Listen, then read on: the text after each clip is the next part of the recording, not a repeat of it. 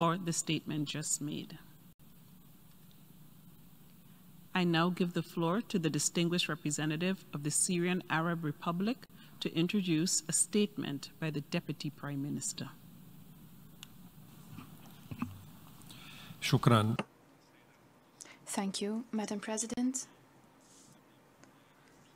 It is a pleasure to introduce the pre-recorded statement delivered by His Excellency Walid al-Mualem, Deputy Prime Minister and Minister for Foreign Affairs and Expatriates of the Syrian Arab Republic,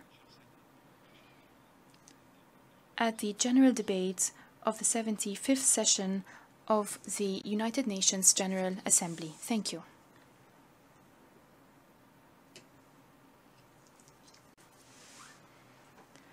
Mr. President, ladies and gentlemen, the United Nations was born after the Second World War out of a global consensus on the need to maintain international peace and security and to promote friendly relations between nations.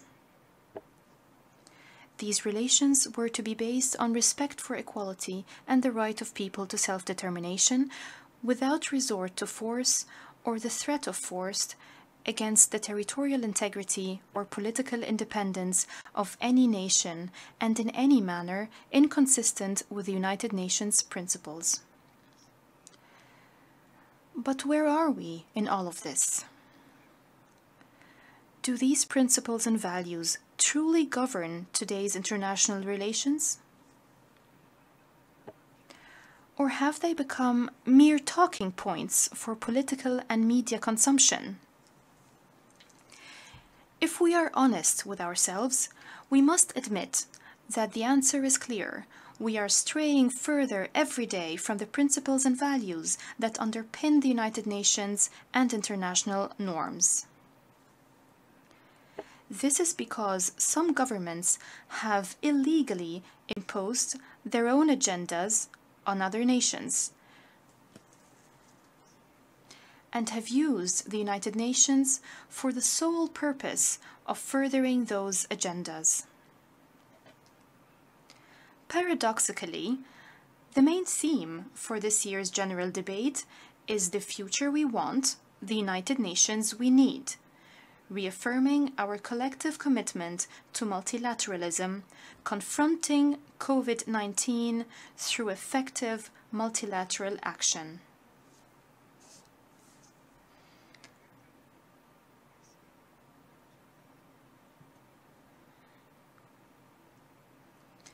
This is the main theme of the general debate of the 75th session of the General Assembly. But quite frankly, the situation today does not bode well for the future we want, nor does it reflect the United Nations we need.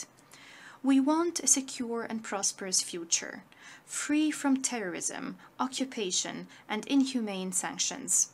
We want a future that respects international law and promotes dialogue and understanding between nations. We need a United Nations that upholds the principles and purposes of its charter and unequivocally stands against wars and warmongers. We need a United Nations that supports its members while avoiding politicization, illegal interference, and attempts to destroy nations and communities. This is what we have wanted all along. This is what we need today more than ever before.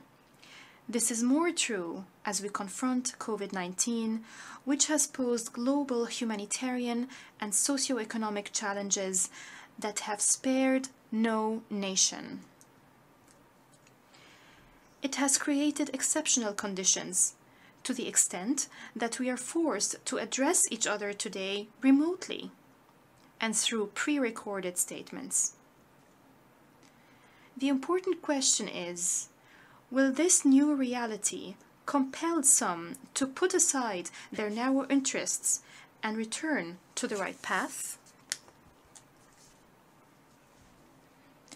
Today's imperative is that we combat this pandemic together through multilateral joint action with deeds and not with words alone, to build a more equal world, better equipped to withstand crises and achieve real sustainable development for all. This is what we hope and work towards. Unfortunately, the reality on the ground is the complete opposite. Political agendas continue to take precedence over humanitarian agendas. As the COVID-19 pandemic rages across the world, unilateral coercive measures imposed on the Syrian people and other peoples are being renewed instead of lifted.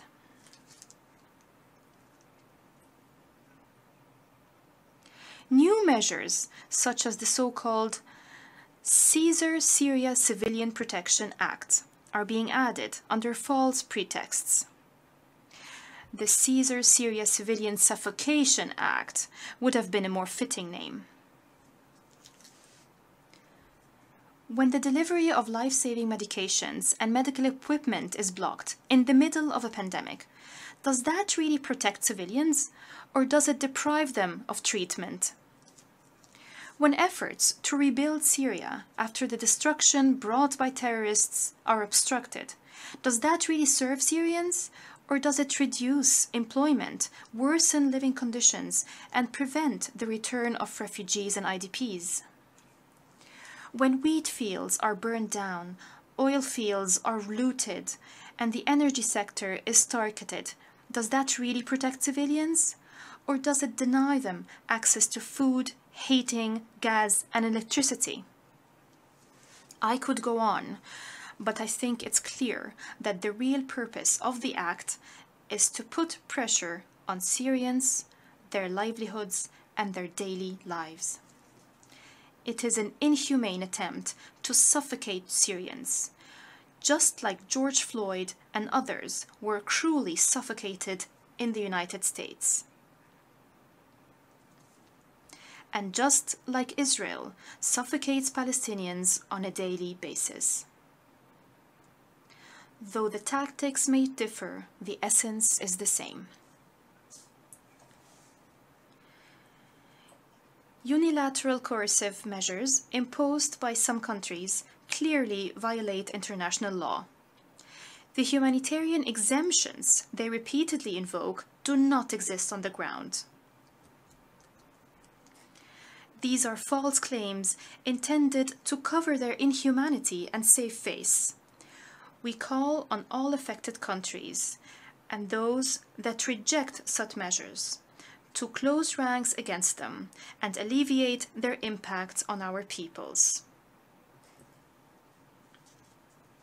This should happen through cooperation, coordination, and concrete political, economic, and commercial means. Mr. President, we all keep repeating in our statements that terrorism is a constant danger to stability and prosperity across the world, and one of the main threats to international peace and security. Unfortunately, some, if not many, do not act on these statements. All relevant Security Council resolutions have yet to find their way from the UN archives to implementation. Our joint actions haven't risen to meet the threat posed by terrorism. To the contrary, there are those who invest in, support, and fuel terrorism, moving terrorists from one region to another and from one country to another, all in the service of their suspicious agendas. Of course, when it comes to sponsors and financiers of terrorism, the current Turkish regime reigns supreme. The Turkish regime is one of the main sponsors of terror in Syria and the region. It has facilitated the passage of tens of thousands of foreign terrorists into Syria and continues to provide all forms of support to Al-Nusra Front and its affiliated terrorist groups that have massacred Syrians. It carries out Turkification and forced displacement policies in the territories it occupies in Syria, and in what can only be considered a collective punishment against 1 million civilians that have rejected the Turkish occupation in Hasaka and a dozen other towns. The Turkish regime has deliberately and repeatedly cut the city's water supply, endangering lives of civilians, especially in the COVID-19 pandemic. In legal terms, this amounts to a war crime and a crime against humanity. And by the way, this is the same criminal behavior that terrorists exhibited when they cut the water supply to millions of civilians in Damascus in 2017. Then, just like today, the self-styled human rights defenders did not even lift a finger. To make matters worse, the Turkish regime has failed to commit to the Astana outcomes and the Sochi agreements on Idlib. It has moved terrorists and mercenaries, referred to by some as moderate opposition, from Syria to Libya.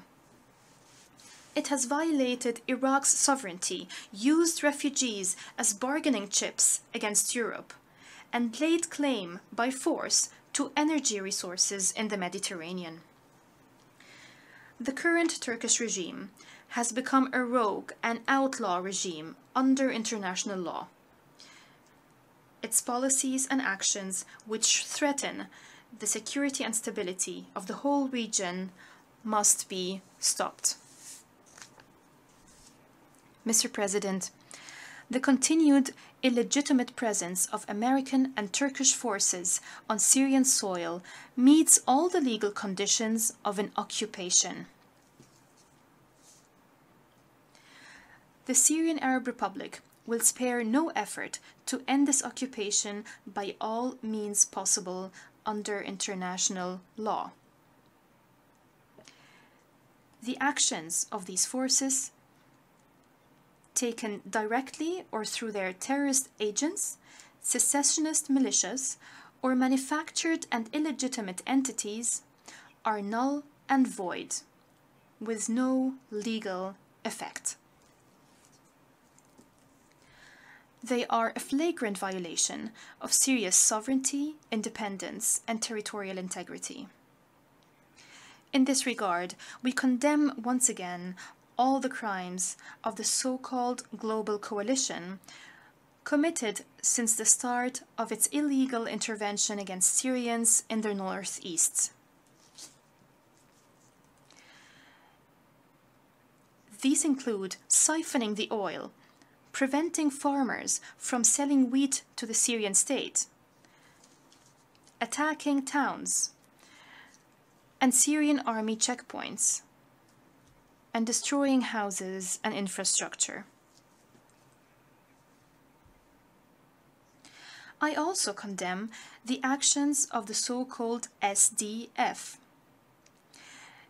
These secessionist militias are plotting against Syria's unity and its people and looting its resources.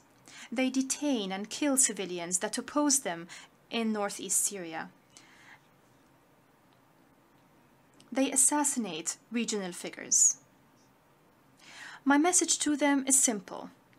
Stand with your country and learn from history before it's too late.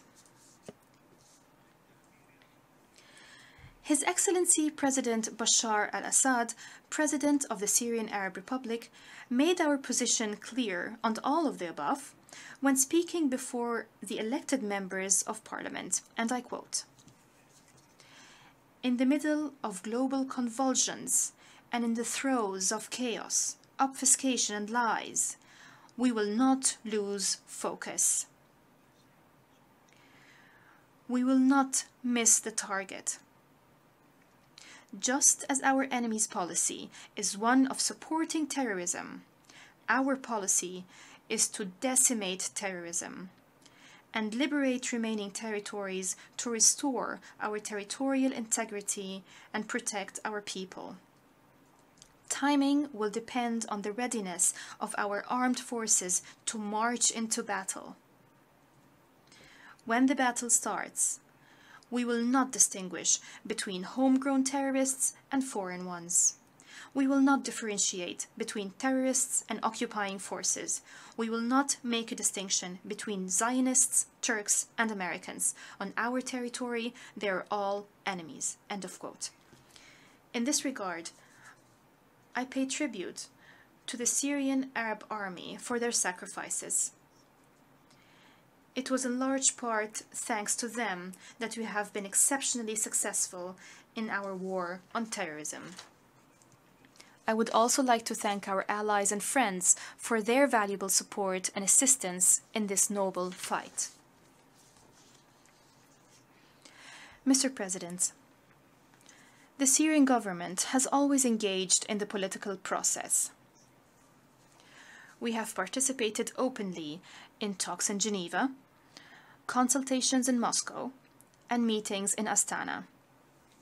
We have dealt positively with the outcomes of the Syrian National Dialogue Congress in Sochi, including the formation of a committee to discuss the constitution. We have had serious and constructive conversations with the Special Envoy for Syria in the lead-up to the formation and convening of the Constitutional Committee in Geneva. We hope that the committee will succeed.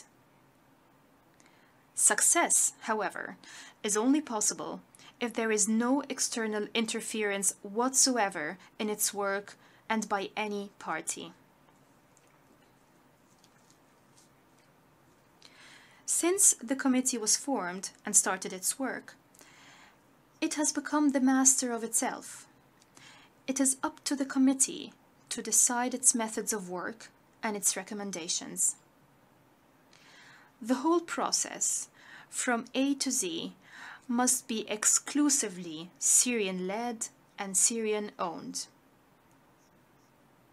Syrians have the sole right of determining the future of their country. Mr. President, Israel persists in its systematic and grave violations of human rights and international humanitarian law in the Syrian Golan, occupied since 1967. This includes settlement construction, racial discrimination, arbitrary detention, torture, and looting of the Golan's natural resources. Over the past few years, Israel has also supported terrorists and launched repeated attacks on Syrian territories. It is worth noting that as these violations continue, the so-called international community has remained silent. Some have even supported Israel and perpetuated the occupation. This is yet another sign of the hypocrisy of these countries, who only champion human rights when it suits them politically. That being said, it is delusional to think that the difficult situation we face in Syria could change the fact that the Golan has and always will be part of Syria. And we will not rest until we recover it fully up to the borders of June 4th, 1967. This issue is not subject to any bargaining, blackmailing, or statute of limitations. No illegal Israeli action and no US decision will change anything at all.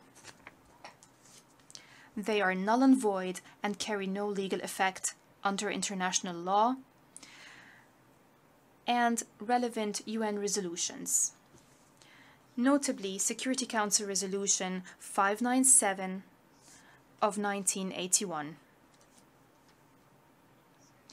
Mr. President, as a matter of principle, Syria reiterates its steadfast support for the right of the Palestinian people to establish their own independent state with Jerusalem as its capital along the lines of June 4, 1967. Refugees must be granted and guaranteed the right to return to their homeland in keeping with international law and relevant UN resolutions. We condemn the war crimes and crimes against humanity committed by Israel in the occupied Palestinian territories. We hold countries supporting Israel responsible for the implications of these crimes. Any decisions, steps, or deals that run counter to relevant UN resolutions and violate Palestinian rights are untenable and void in form and in substance.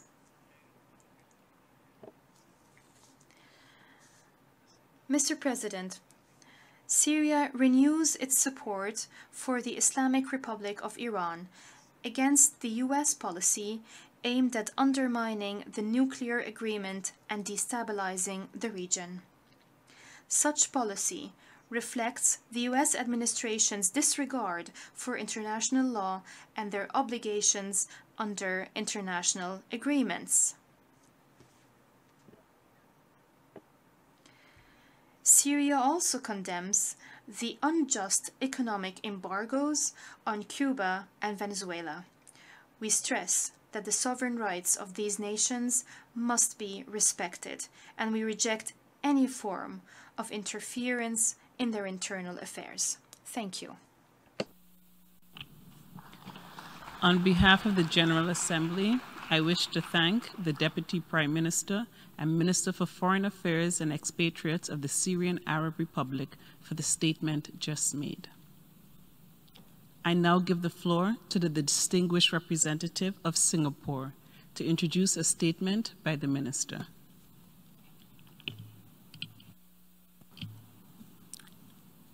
Thank you very much, Madam President.